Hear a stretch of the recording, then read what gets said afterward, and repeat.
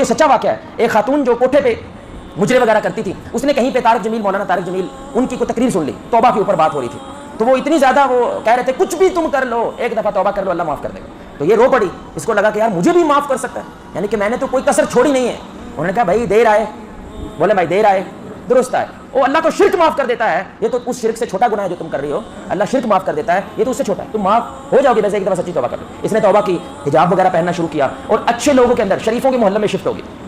یہ سچا واقعہ. لیکن اس خاتون نے خودکشی کر لی. کیوں؟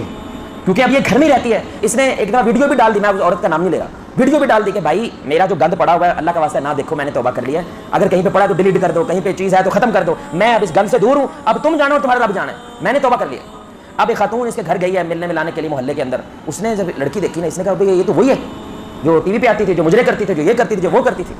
اس نے کیا کیا, وہ علاقے میں پھیلا دیا, ہے نہیں تمہیں پتا ہے کون ہے, یہ تو مجرے کر دیا, یہ تو ڈانس کر دیا, اے پردہ پردہ جڑا نے کیتا ہے, ناٹک ڈرامہ ہے سارا, یہ اصل چیز نہیں ہے, اس لیے اس کو علاقے سے نکال لو تاکہ ہمارے بچے نہ خراب ہو جائے, ہمارے لوگ نہ خراب ہو جائے. ان للہ. بھائی ایک بندے نے توبہ کر لیا ہے, اس کو یاد بھی نہیں کروانا چاہیے اس کا ماضی, تاکہ کہیں اس کو دل کو تکلیف ہو کے یہ واپس نہ چلا جائے. اتنی مشکل سے تو ہمارے فوجیوں میں شامل ہوا ہے, ہمارے کیمپ میں آیا ہے, اس سے برداشت نہیں ہوا کہ میں گند کو چھوڑ کے آئی ہوں, یہاں بھی اگر چین نہ ملے تو کہاں جاؤں گی, اس لیے وہ چھت سے کود کے چل دے, مر گئی. اب خودکشی حرام ہے میرے بھائی, وہ جائز نہیں ہے. پتہ نہیں اللہ اس کے ساتھ کیا معاملہ فرمائیں گے, لیکن کیا وہ محلہ نہیں پکڑے گا اللہ؟ کیا خیال, وہ گلی والے لوگ نہیں پکڑیں گے کہ آپ نے اس کا ٹریک ریکارڈ نہیں دیکھا, کس گند سے نکل کے آئی ہے, کس گند کو یہ چھوڑ کے اللہ تعالیٰ کی طرف آئی ہے, توبہ کر کے آئی ہے.